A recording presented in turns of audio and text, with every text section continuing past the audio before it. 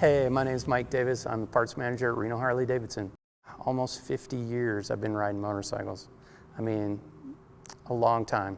Started off, I got age 9, I got my first bike, raced motocross for a long time, and then took a little break, and then I got a street bike in the 90s. Been going ever since. I had a 2000 FXDX Dynasport, and I had that for 17 years. So, you know, and was good. The cool thing is I think I paid $17,000 for it. I sold it for $10,000. So I had a bike for 17 years for $7,000, which is amazing.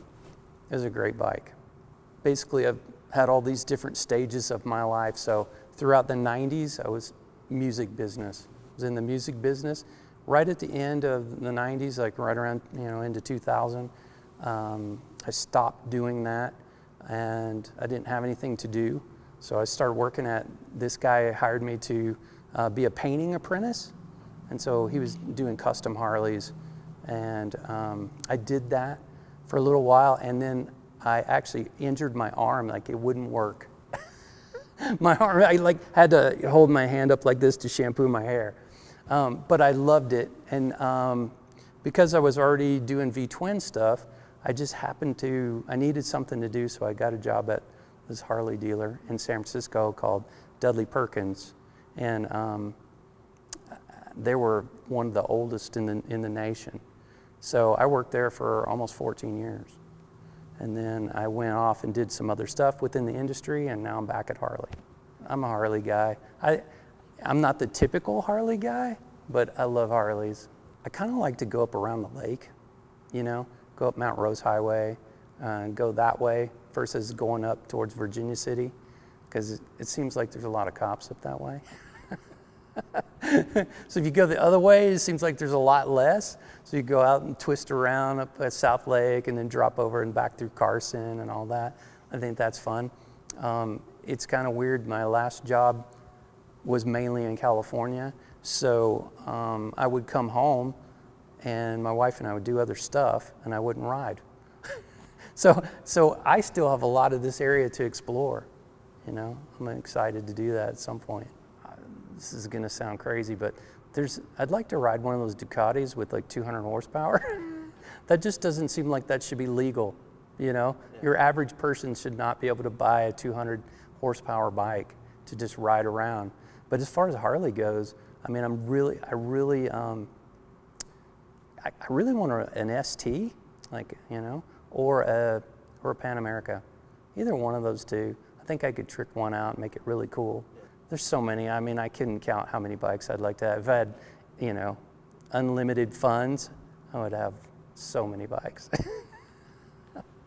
Kids in the neighborhood, they all had bikes. I mean, I was, from a young age, I think I was like 3 or 4 riding bicycles.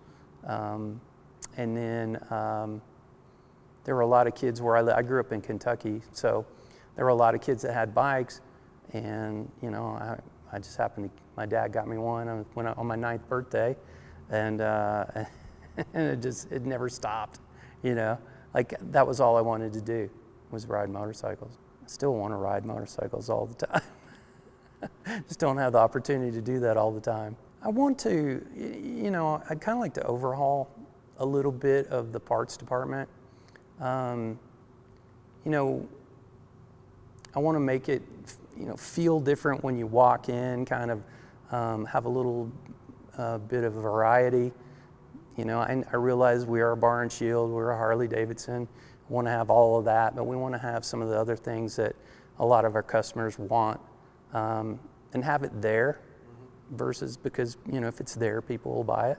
That's kind of my short-term goal right now, is to get all that going. I think also customer service is a lost art, so trying to get everybody on the same page, everybody working together, working with service, everybody, so that we're all, it's easy to be negative, and we're selling fun, we want to sell fun.